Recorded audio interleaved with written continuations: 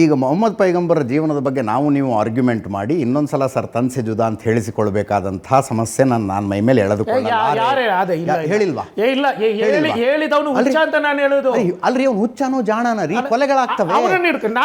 ಈ ಕನ್ನಯ್ಯ ಅನ್ನುವಂತ ಗಾಂಧೀಜಿಯನ್ನು ಕೊಂದಂತ ಗೋಡ್ಸೆ ಅದು ಹಿಂದೂ ಸಮಾಜ ಎಲ್ಲ ಏನು ಅಪರಾಧಿಗಳು ಅಂತ ಹೇಳಕ್ಕಾಗತ್ತಾ?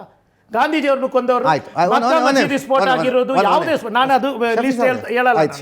ನಾನು ಹೇಳ್ತಾ ಇದ್ದೀನಿ, ಇವತ್ತು ಉಡುಪಿ ಜಿಲ್ಲಾಧಿಕಾರಿ ಹೇಳಿದ್ದಾರೆ, ಪಾಕಿಸ್ತಾನದ ಇದು ಏನು ಬೇಹುಗಾರಿಕೆಯಲ್ಲಿ ಅರೆಸ್ಟ್ ಮಾಡಿದವರ ಹೆಸರು ನೀವು ಹೇಳಿದ್ದಾರೆ. ಅದಕ್ಕೆ ನಾವು ಒಂದು ಸಮಾಜವನ್ನು, ಒಂದು ಸಮುದಾಯವನ್ನು ಏನು ಅಪರಾಧ ಸ್ಥಾನದಲ್ಲಿ ನಿಲ್ಲಿಸಲು ಅರ್ಥ ಇಲ್ಲ ಅಂತ. ಯಾರು ಹೇಳಿದ್ದಾರೆ ತಲೆ ಕಡಿಬೇಕು ಅಂತ? ಯಾವ ಇಸ್ಲಾಮಿನಲ್ಲಿದೆ? ಯಾವ ಕುರಾನಲ್ಲಿದೆ? ಪದೇ ಪದೇ ಅದೇ ಹೇಳ್ತಾ ಇದ್ದೀರಾ ನೀವು. ಹೇಳ್ತಾ ಇದ್ದೀರಿ ಯಾರೋ ಒಬ್ಬ ಹುಚ್ಚರಿ ಅವನು ಎಲ್ಲಿದೆ ಅಂತ. ಅಲ್ಲಿ ಇಸ್ಲಾಂ ಅಲ್ಲಿ ಇರಬೇಕು ನೋಡಿ.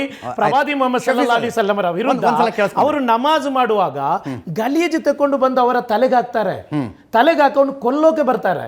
ಖಡ್ಗ ಹಿಡಿದು ಕೊಲ್ಲೋಕೆ ಬಂದವರಿಗೆ ಅವರ ಏನು ಅಲಿನಲ್ಲಿ ಅವನು ಕೊಲ್ಲೋಕೆ, ಅವರನ್ನು ತಡೆದು ನಿಲ್ಲೋಕೆ ಅವನಿಗೆ ಹೊಡೆಯುವಾಗ ಹೊಡಿಬಾರ್ದು, ಹೊಡಿಬೇಡ, ಅವನು ಗೊತ್ತಿಲ್ಲದೆ ಮಾಡಿರೋದು, ಅವನು ಗಲೀಜು ಹಾಕಿರೋದು ಗೊತ್ತಿಲ್ಲದೆ, ಅವನಿಗೆ ನೀನು ಕ್ಷಮಿಸು ಅಂತ. ಕ್ಷಮೆಯ ಉದಾತ್ತವಾದಂತಹ ಸಂದೇಶವನ್ನು ತೋರಿದ ಪೈಗಂಬರ್ ಮೊಹಮ್ಮದ್ ಸಲ್ಲಲ್ಲಾಹು ಅಲೈಹಿ ವಸಲ್ಲಮರ ಬಗ್ಗೆ ಯಾರಾದರೂ ಅಪಕೀರ್ತಿ ಮಾಡಿದರೆ, ಅವರ ತಲೆ ಕಡಿತೀನಿ ಅಂತ ನಾನು ಹೇಳಿದರೆ ಅವನು ಮುಸಲ್ಮಾನ ಆಗೋಕೆ ಸಾಧ್ಯನಾ? ಒಂದು ನಿಮಿಷ ರೀ, ಅವನು ಮುಸಲ್ಮಾನ ಹೌದಲ್ಲೋ ಕಟ್ಕೊಂಡು ನನಗೆ ಏನಾಗ್ಬೇಕ್ರಿ? ಈ ವಾದವನ್ನು ಕಟ್ಕೊಂಡು ನಾವೇನು ಮಾಡೋದು? ಒಂದೇ ನಿಮಿಷ ಈ ವಾದವನ್ನು ಕಟ್ಕೊಂಡು ನಾವೇನು ಮಾಡೋದು? ನಾನು ಹೇಳೋದು ಒಂಚೂರು ಕೇಳಿಸ್ಕೊಳ್ಳಿ.